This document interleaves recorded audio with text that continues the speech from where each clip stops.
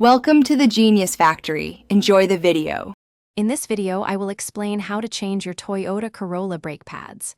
First, gather your essential tools, including a reliable jack, a lug wrench, and a C-clamp. You will also need new brake pads and some fresh brake fluid.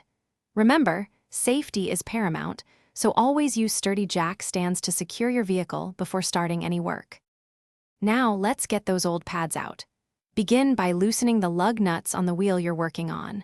Then, safely lift your car and secure it with jack stands. Once the wheel is off, you'll see the brake caliper.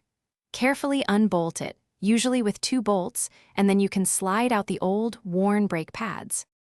With the old pads removed, it's time for the new ones. Use a C-clamp to gently compress the caliper piston back into its housing. This creates space for the thicker new pads.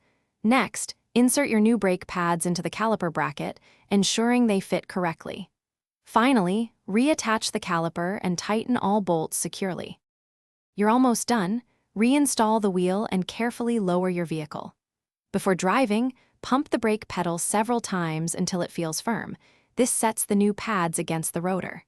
Then, take your car for a short test drive at low speeds in a safe area to ensure everything is working correctly. Listen for any unusual sounds. Thanks for watching. If you found this helpful, don't forget to like and subscribe.